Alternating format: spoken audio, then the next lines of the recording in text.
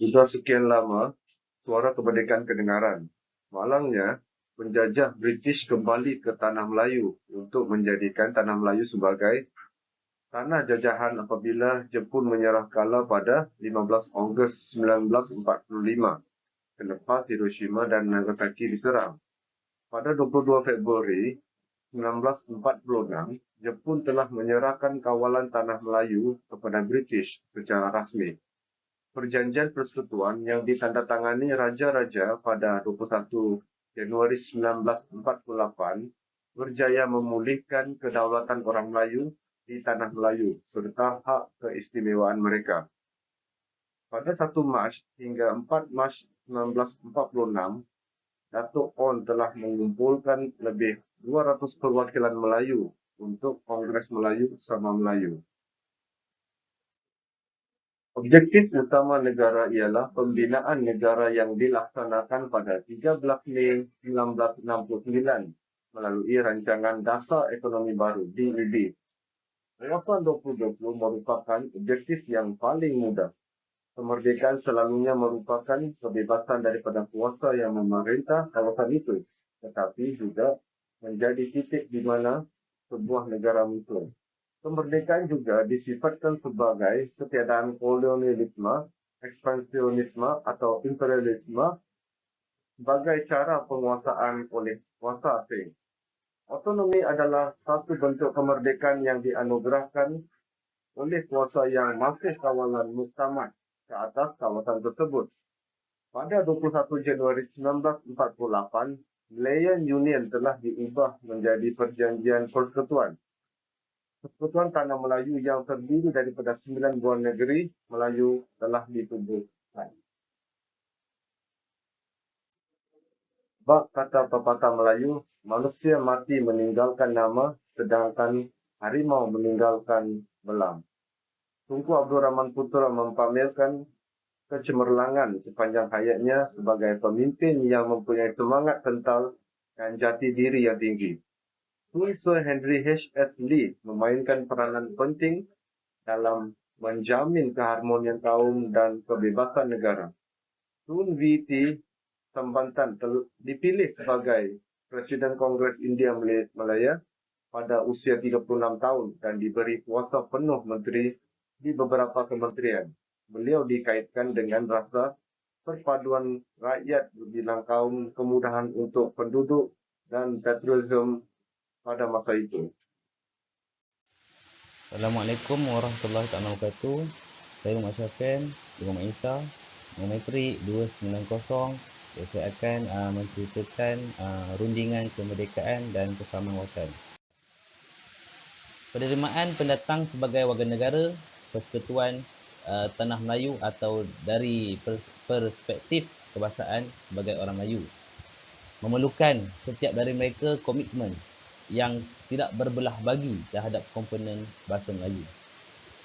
Status Islam sebagai agama rasmi Tanah Melayu, pemerintahan Raja Melayu, bahasa Melayu yang merangkumi tulisan Jawi dan adat istiadat Melayu. Komponen watan yang disebut tidak boleh dipertikaikan kerana ia adalah syarat sebelum seorang pendatang mendapat warga negara Persekutuan Tanah Melayu. Menjadi seorang rakyat Malaysia mesti menerima tempat Islam dalam negara. Kemudian berbakti menegakkan ketuanan institusi Melayu. Penutur bahasa Melayu dan menerima tulisan Jawi.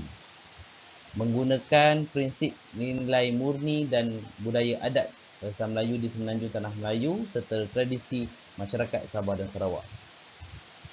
Kemudian toleransi antara kaum untuk merapatkan jurang ekonomi dan sosial.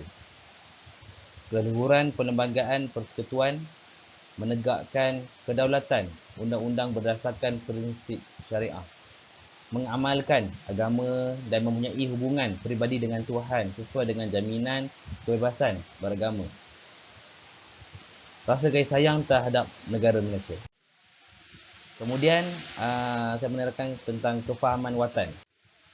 Yang di-Pertuan Agong atau Kerajaan Persekutuan telah yang berkuasa telah diwujudkan hasil daripada rundingan kemerdekaan. Menghapuskan campur tangan British dalam hal ehwal negeri-negeri Melayu dan memindahkan kawalan-kawalan negeri Selat kepada Yang di-Pertuan Agong. Tanah Melayu bebas dari kawalan British pada hari itu dan disebut sebagai Hari Merdeka ataupun Hari Kebangsaan Melaya. Sekian saja, terima kasih.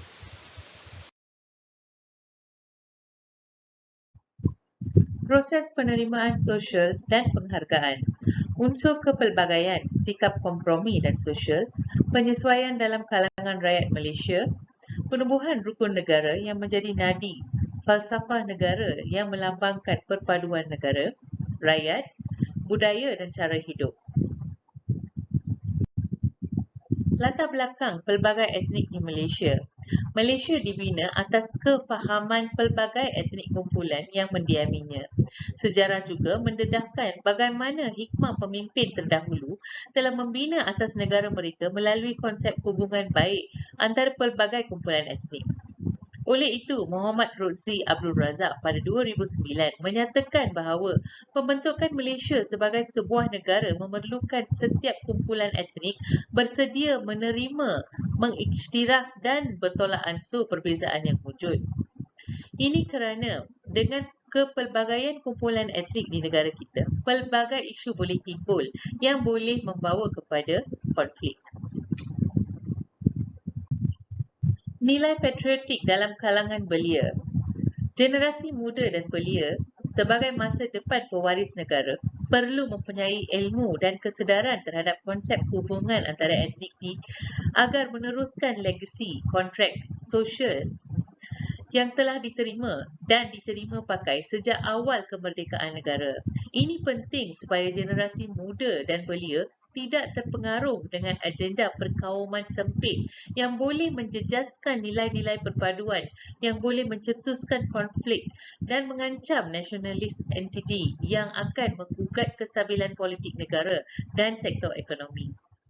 Persefahaman dan pegangan nilai perpaduan harus digalakkan seawal dari prasekolah sehingga pengajian tinggi untuk merangka agenda negara dalam semangat generasi muda untuk mereka terlibat hubungan sosial dengan etnik lain tanpa menghasut sebarang isu maupun masalah.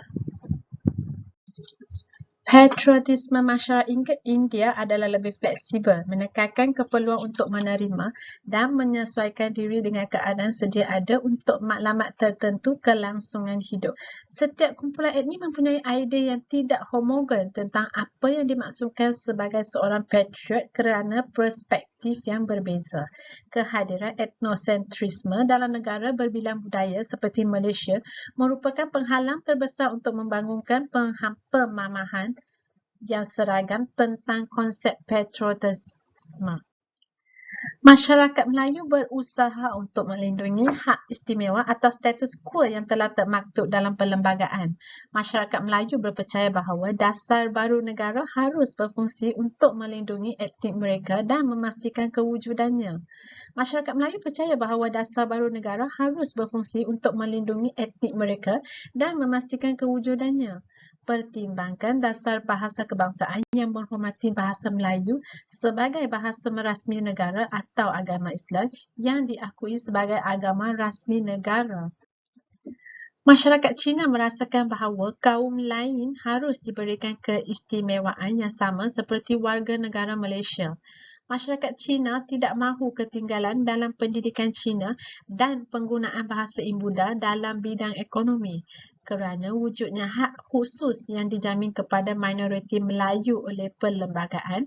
Masyarakat Cina percaya bahawa mengekalkan identiti mereka adalah penting. Masyarakat Cina melihat komponen tertentu sebagai kuasa primer yang mesti disimpan untuk terus hidup kelangsungan hidup mereka. Di Malaysia, sistem pendidikan masih dari atas ke bawah dan dipengaruhi oleh ideologi politik.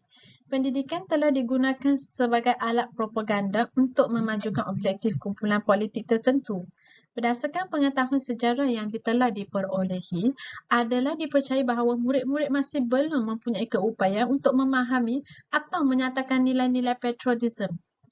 dalam usaha untuk meningkatkan taraf Lembaga Peperiksaan Malaysia, dan guru-guru sejarah seharusnya membina soalan peperiksaan yang bertujuan untuk menguji dan mencungkil perasaan sikap dan hati pelajar dalam usaha meningkatkan tahap pemikiran pelajar tentang nilai patriotisme berasaskan pembelajaran.